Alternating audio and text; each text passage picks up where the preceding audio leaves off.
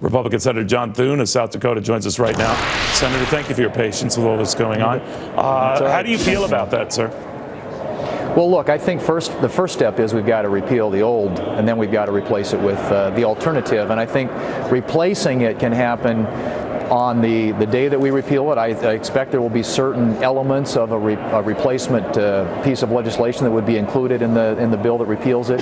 It could be done through rifle shot pieces of legislation. It could be done through administrative action.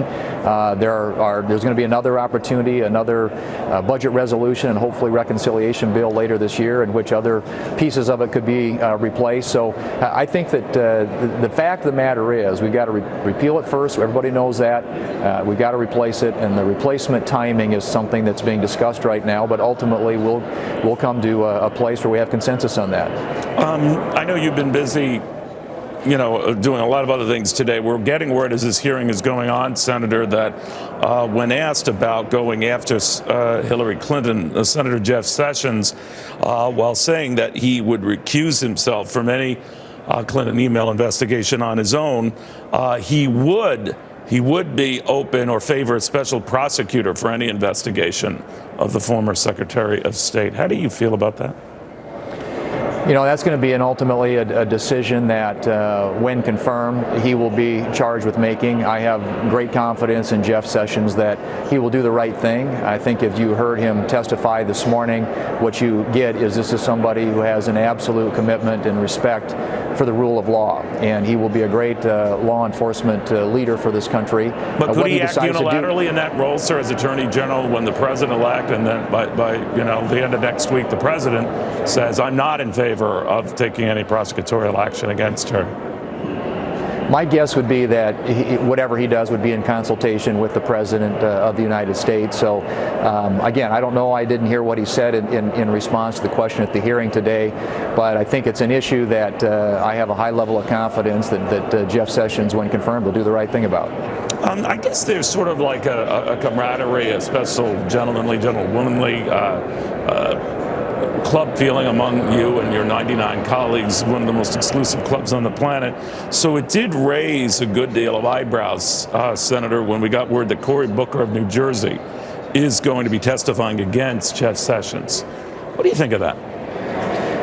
Well, look, I mean, I don't know what exactly his reasons are. Every senator gets to, they have their prerogatives. They can decide what they want to do, how they want to vote. I do think that having served here for some amount of time now with Jeff Sessions and understanding the respect that he's held in among our colleagues in the Senate, I would be surprised if any of that goes very far in terms of the tone of it. But I would hope at the end of the day that there will be Democrats and Republicans who come together to vote to confirm Jeff Sessions. I mean, this is a person who has an incredible resume when it comes to law enforcement, both in the state of Alabama and in the United States, and now 4 terms in the United States Senate.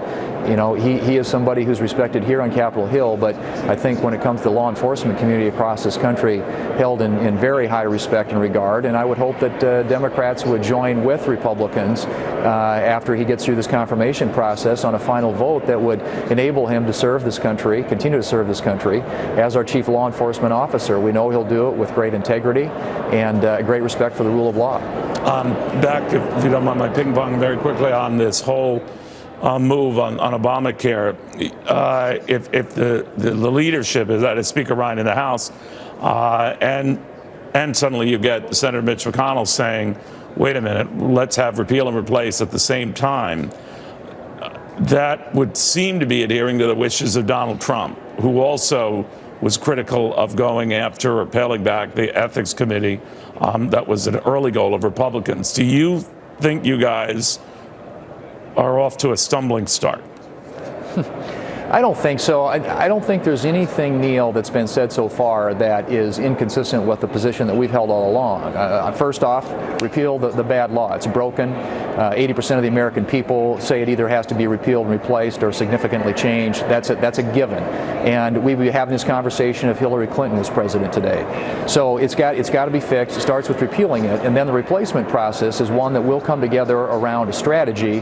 But it could clearly be, and it will be in consultation with with the new president and his team, with our colleagues in the House of Representatives. But it could be a multi-pronged approach. You could do parts of repeal or replacement with this repeal process today. You could do, as I said, rifle shot bills that specifically address individual component parts of a replacement alternative. You could do it. There's going to be a lot of things done, I think, through administrative action by the next Secretary of Health and Human Services. And there'll be another reconciliation bill coming later this year in which we could incorporate some of the elements of the replacement.